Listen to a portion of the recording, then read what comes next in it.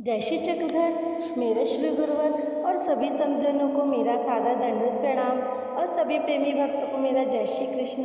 तो आइए आप सभी प्रेमी भक्तजन मिलकर मेरे साथ आज की लीला का चिंतन कीजिए। आज की हमारी लीला है उपाध्याय को दर्शन पूर्वार्ध। लीला क्रमांक है 624।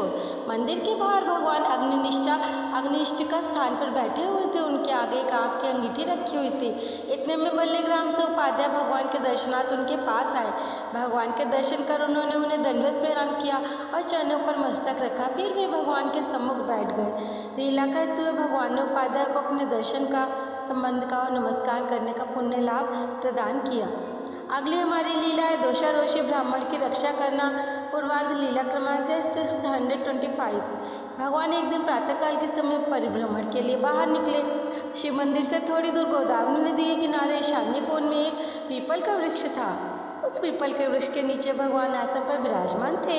इतने में वहां आपके गांव से अनंत देव नाम का एक ब्राह्मण भगवान की शरण में आया। उसके ऊपर गांव वालों ने किसी स्त्री को छेड़ने का आरोप लगा दिया।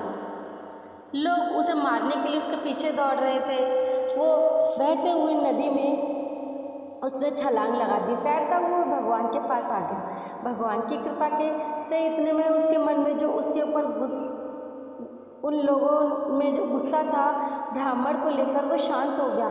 लोग अपने अपने घर चले गए। इधर अनंत देव ने भगवान के पास आकर उन्हें चरण स्पर्श कर दंडवत प्रणाम किया। भगवान की शरण में आकर वह उनके पास बैठ गया। लीला का हेतु आपे गांव के अनंत देव भगवान की शरण में आ गए तो भगवान ने उसे मौत के दुख से बचा लिया, क्योंकि इससे पूर्व किसी जन्म में किसी परमेश्वर के ज्ञानी महात्मा की सेवा करके उनकी प्रसन्नता प्राप्त की थी। इसलिए भगवान उस पर तत्क्षण प्रसन्न हो गए। उसने उस ज्ञानी की जान बचाई थी, अतः भगवान ने भी इस जन्म में उसकी रक्षा की। भगवान वैसे ही शरणागत की रक्षा करने वाले कृपालु हैं। भगवान ने अपनी समर्थ शक्ति द्वारा इस कार्य को पूर्ण किया, क्योंकि उसने ऐसा अन्यायपूर्ण कार्य नहीं किया था। भगवान ने अपनी समर्थता से उसके प्रति न्याय किया। यह लीला भगवान के सामर्थ्य की है। अगली हमारी लीला है ब्राह्मण द्वारा वह कुटिया बनवाना। पूर्वार्ध। लीला क्रमांक है 626। उस दिन भगवान के मन में एक कुटिया बनवाने की इच्छा थी, इसलिए उन्होंने उस ब्राह्मण से पूछा, वो ब्राह्मण तुम्हारे पास कुदाली और फावड़ा है? इस पर उसने कहा, भगवान मेरे पास भी है, सब कुछ है। फिर भगवान ने उससे कहा, तुम अपने गांव जाकर यह सब कुछ सम्मान से ले आओ, यह सब कुछ सामान ले आओ। इस पर उसने कहा, भगवान यदि मैं वहाँ जाऊँगा तो वे लोग फिर मुझे मार डालेंगे। फिर भगवान ने अभयदान देते हुए कहा, तुम निर्भय होकर वहाँ जाओ, तुम्हें अब कोई कुछ नहीं कहेगा। इसके बाद वह ब्राह्मण अपने गांव में गया तो उसे किसी ने कुछ नहीं कहा। इसके विपरीत उन्होंने उसका स्वागत किया। फिर वह अपने घर गया। तब उसकी माँ ने कहा, वह कैसे यहाँ आ गया? उसे तो गांव के लोग मार देंगे। इस पर उसने अपनी माँ को समझाते हुए कहा, अब कोई उसे कुछ नहीं कहेगा, सब ठीक हो गया है। फिर वह अपने घर में कुदाली और फावड़ा लेकर भगवान के पास आ गया। उस समय भगवान ने उस पीपल के वृक्ष के पूर्व की ओर खड़े होकर कहा, यहाँ कुटिया बनाओ। इतने में बाईसा ने वहाँ आकर भगवान से कहा, इन बच्चों को आप यहाँ व्यर्थ में क्यों दुखी कर रहे हैं?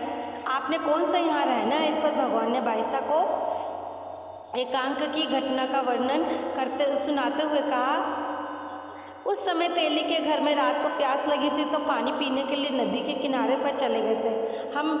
हमने तेली से पानी नहीं मांगा था, और इस समय हमारी प्रवृत्ति ऐसे कि हम यहाँ कुटिया बनवा रहे हैं। इसके बाद भगवान ने सभी भक्तजनों को काम में लगाकर एक कुटिया तैयार करवाई। इसके बाद उस ब्राह्मण की माँ ने केवल भगवान के लिए दोपहर का भोजन तैयार किया। लीला का हेतु है, फिर भगवान ने वहाँ भक्तजनों के लिए कुटिया तैयार करवाई। सबसे पहले भगवान ने अनंत देव ब्राह्मण को आपे गांव भेजकर उसके भय को दूर किया। दूसरे भगवान ने हरिपाल की देह को स्वीकार किया था, इसलिए उन्होंने उसकी इच्छा को ध्यान में रखकर स्थान स्थान पर कुटियाएँ तैयार करवाई। इस कार्य को करके भगवान ने उसके लेपों का नाश किया। यह लीला कर्मों के नाश की भी है। अगली हमारी लीला है कुटिया से स्नानोदक गंगा में जाने पर उससे भक्तों को स्नान करवाना। पूर्वार्ध। लीला क्रमांक 627। कुटिया बनने के उपरांत बाईसा गांव से बड़ा बर्तन ले आई। उसमें भगवान के स्नान के लिए पानी डालकर उसे गर्म करने के लिए रखा गया। पानी के गर्म हो जाने के उपरांत भगवान को स्नान करवाया गया। उनके स्नान का पानी गोदावरी में मिलते हुए वह दोनों के संगम का योग हुआ। वहाँ सब भक्तजनों ने उस परम पवित्र पानी में स्नान किया। इतने में भगवान भी वहाँ जाकर उन भक्तजनों से कहने लगे, पानी धार का पानी कुंड में मिल गया है। इस समय संपूर्ण सोमवार की अमावस का योग बन गया है।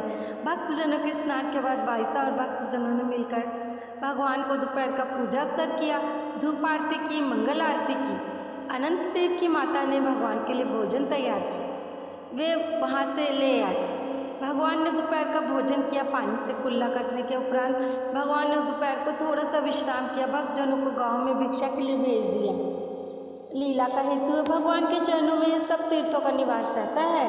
उस चरणांकित पवित्र पानी से सब भक्तजनों ने स्नान किया। पानी के अधिष्ठात्री देवता, कलाओं के अधिष्ठाता सूर्य और गंगा के अधिष्ठात्री देवता पार्वती, इन तीनों में विद्यमान जीवों के संत कर्मों का नाश करने के लिए भगवान ने यह खेल किया। भगवान ने इस लीला से भक्तजनों के अनेक संत कर्मों का नाश किया था।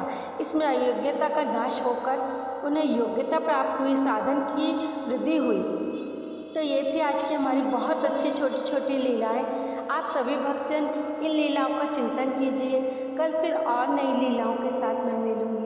तब तक के लिए आप सभी प्रेमी भक्तों को मेरा जय श्री कृष्ण, जय श्री चक्रधर।